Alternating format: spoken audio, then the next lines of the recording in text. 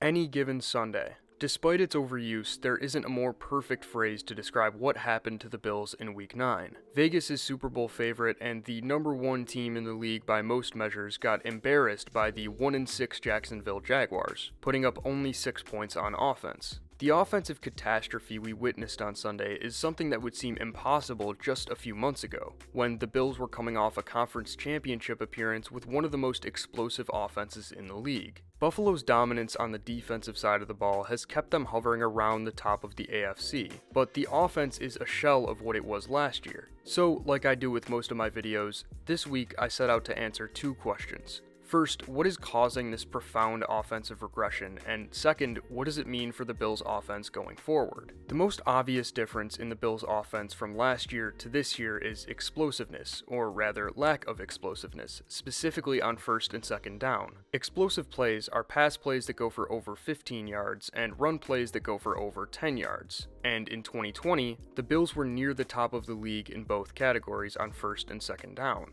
Last year, Buffalo ranked second in explosive pass rate and ninth in explosive run rate, but this year they've dropped to 23rd in explosive pass rate, 29th in explosive run rate, and 29th in total explosive play rate. The chunk plays that were a defining quality of this offense in 2020 are way down in 2021. And based on what I saw on film, this discrepancy can be attributed to a few different things. For the sake of time, and because Buffalo is one of the more pass-heavy teams in the league, I'm only going to focus on the Bills' passing offense. Now, the first thing I want to talk about is the way defenses are game planning for the Bills' offense. So far this season, Buffalo has faced two high safety shells on more than half of their offensive snaps, a rate up over 15% over last season. Two high shells have their weaknesses, which I'll get into later, but they make it much more difficult to identify coverages, which makes it more difficult to push the ball downfield. Defenses are also blitzing on only 17% of Josh Allen's dropbacks, which is down from over 30% last season. They're going all out to defend the big play, and so far, it's working. In Week 9 against Jacksonville, the Jaguars made it clear early that they weren't going to give up anything downfield. They kept everything in front of them with soft zone coverage, daring Josh Allen to just check down, and on the rare occasion that his offensive line gave him enough time to go through his progressions, Allen refused to take what the defense was giving him. Now, this is not typical of Josh Allen, at least not in the past 2 years. He hasn't fallen into these hero ball habits since early 2019. Allen had a bad game. A really bad game, and it was just bad enough not to bail out the rest of the Bills' offense because he wasn't the only one who played uncharacteristically bad. The offense hasn't been this bad all season, but they haven't been as good as they were last year all season either, which is strange because it's not like the Bills haven't seen two high shells before. Last year, Josh Allen had some of his best games against teams that operated in primarily two high shells, such as Week 3 against the Rams, Week 13 against the 49ers, Week 15 against the Broncos, and Wildcard Week against the Colts. I went back and watched each of those games over again with a focus on explosive plays on early downs, and there was no shortage of them. I did notice, though, that the offense relied pretty heavily on Josh Allen to improvise and make those explosive plays off script. Here's an example of what I mean from that game against San Francisco. The Niners show a two-high safety shell with typical quarters coverage behind it, which means each of the safeties and outside cornerbacks are responsible for a deep quarter, while the remaining box defenders play underneath. The Bills have a deep shot spear concept called, which targets a deep post from the number 2 receiver at the top of your screen, Cole Beasley. It takes Beasley a long time to create separation, and by the time he does, Allen feels the pocket start to collapse, so he starts to scramble. Then he makes an insane throw to Beasley on the run off platform for a 35-yard gain. Plays like these where Allen made some crazy throw off script made up the bulk of Buffalo's explosive plays against two high shells in 2020, but there were explosive plays within structure as well. Take this play from last year against the Rams as an example. LA is in quarters and Daboll dialed up a post wheel concept designed to put the apex defender at the top of your screen in conflict. The number 1 receiver up top, John Brown, will run a deep post route which will draw the outside cornerback, Darius Williams, toward the middle of the field. Then Cole Beasley's wheel route will get into the space vacated by Williams on the sideline, while TJ Yeldon runs into the flat. Post-snap, Allen makes it look like he's setting up to hit Yeldon in the flat, which holds the apex defender down and gets Beasley open over the top.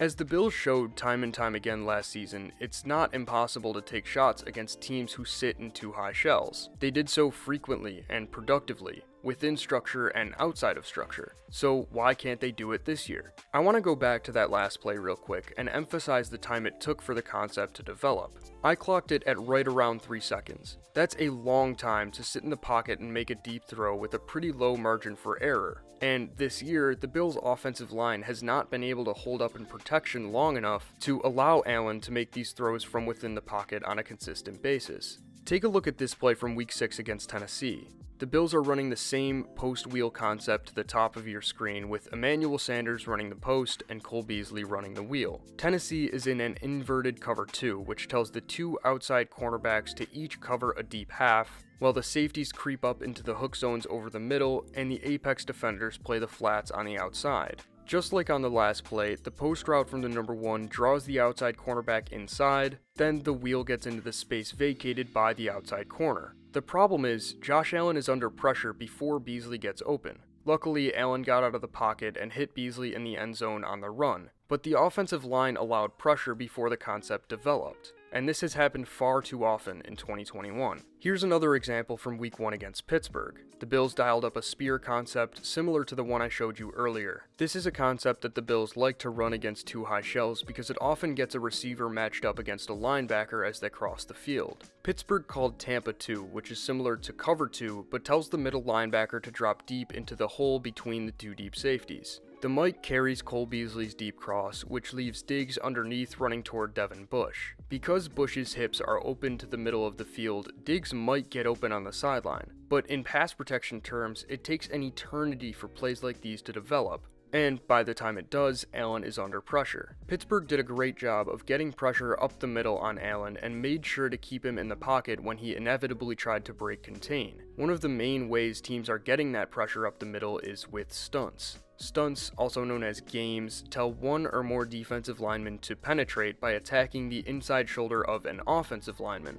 while another defensive lineman will loop around and attack the same lineman. Here, Pittsburgh ran a stunt combination that called for Tyson Alualu to penetrate, while Melvin Ingram looped as the spinner aligned to the inside. The interior of the Bills' offensive line is weak and specifically struggles with passing off stunts, so teams have taken advantage of that weakness and generated pressure up the middle. Josh Allen is phenomenal at navigating his way out of the pocket when he's faced with pressure up the middle, so teams have made an effort to keep him in the pocket by coaching their edge setters to prioritize contain rather than pass rush, which we can also see here. Pittsburgh sent their slot corner on a blitz, but he didn't even engage. He just sat outside of the pocket waiting for Allen to scramble. And on the other side, Chris Wormley didn't rush the passer. He just kept Allen in the pocket and forced him to deal with the pressure up the middle from Ingram. This is something we saw in the Jacksonville game as well. Here, Jacksonville ran a TT stunt up the middle, which Cody Ford failed to pass off and let a rusher unblocked into the pocket.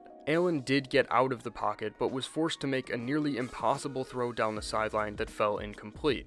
The offensive line is giving up way too much pressure up the middle. Brian Daboll isn't helping by continuing to call these concepts that take a long time to develop, and Josh Allen is making matters worse by failing to take what the defense gives him too often. Defenses have adjusted to slow down the Bills' offense, and now it's time for the Bills to do some adjusting of their own. Subtle adjustments to Daboll's play calling tendencies, along with a little more conservative play from Josh Allen, might be enough to put the Bills back on top of the AFC a few weeks down the road. But considering their cupcake of a remaining schedule and their ridiculously good defense, I wouldn't be surprised to see a bit of experimentation going forward. The best way to get defenses out of too high shells is by running the ball, which the Bills clearly cannot do at a high level. It's not easy to build a good rushing attack halfway through the season, but running the ball more might be worth a shot.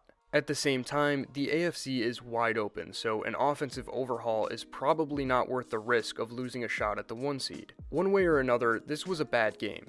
Good teams have bad games. I mean, hell, we just saw the 6-3 Ravens get shut down by the 2-7 Dolphins on Thursday Night Football. That one game doesn't make Josh Allen a one-year wonder, it doesn't make Brian Daboll a bad play caller, and it doesn't ruin Buffalo's chances at a Super Bowl. The Bills need to do some adjusting, but we're not talking about insurmountable obstacles. There is a lot of football left to be played, and the Bills still have one of the most talented offenses in the league. So, to all of my fellow mafiosos watching, keep calm and trust the process.